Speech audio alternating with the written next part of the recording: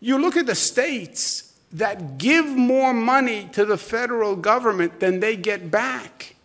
You know the top, what they call donor state? You know what one state pays in more to the pot than they take out of the federal pot than any other state in the United States? It's the state of New York.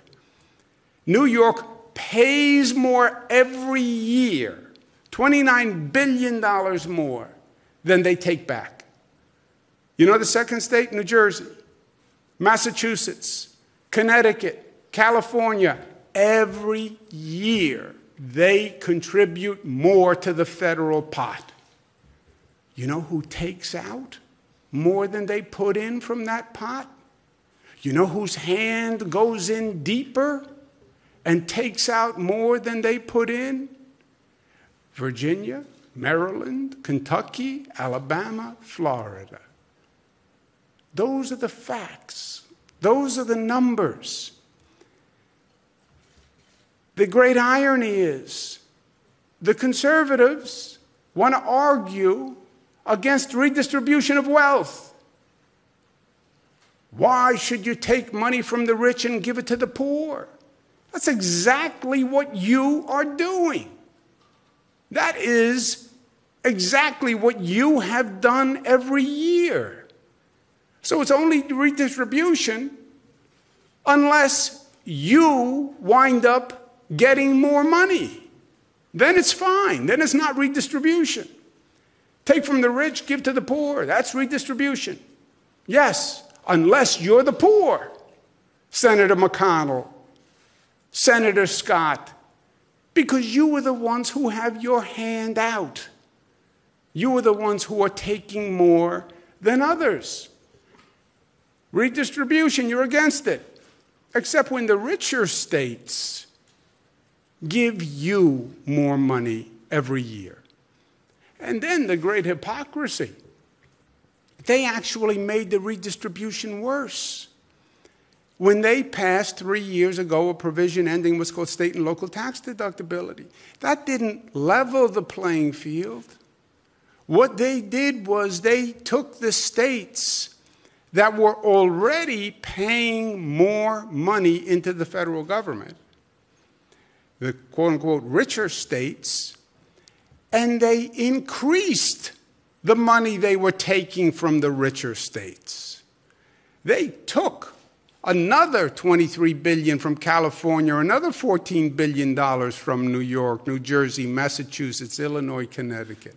The hypocrisy is so insulting because when you start to talk about numbers, there are still facts. And people can still add, and people can still subtract. And they know what they put in, and they know what they take out. And I know it's Washington, D.C., but the truth actually still matters. And Americans are smart. And they find out the truth, even in the fog and the blather of Washington, D.C. So my point to our friends in the Congress, stop abusing New York. Stop abusing New Jersey. Stop abusing Massachusetts and Illinois and Michigan and Pennsylvania. Stop abusing the states who bore the brunt of the COVID virus through no fault of their own.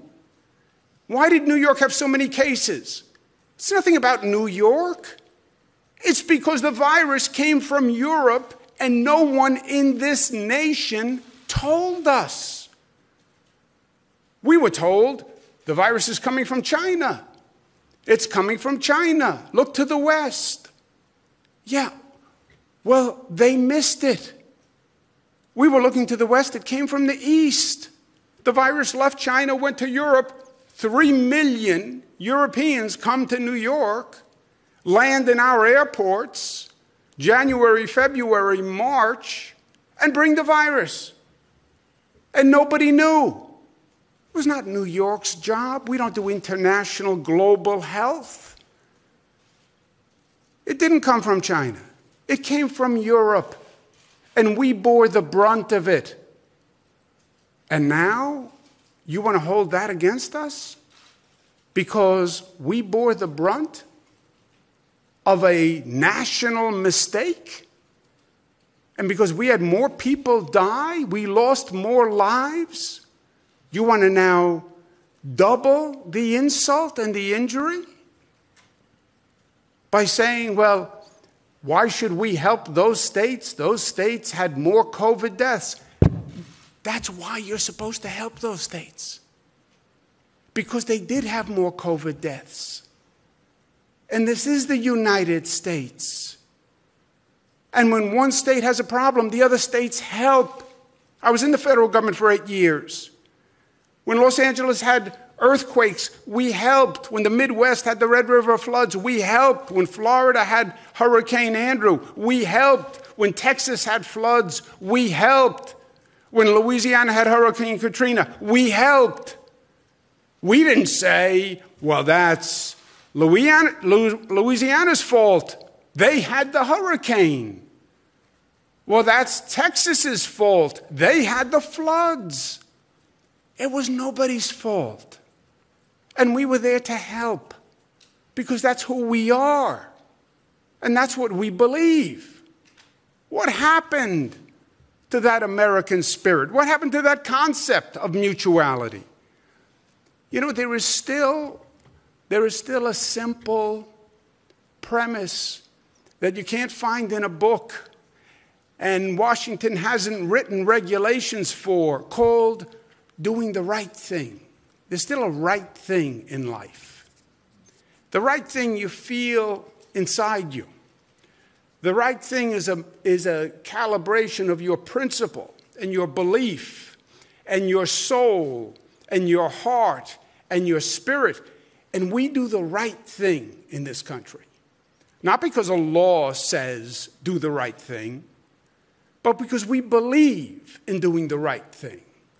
As individuals, as people, we believe doing right by each other, by living your life by a code where you believe you are living it in an honorable way, acting on principle, and you're doing the right thing. Why can't the government,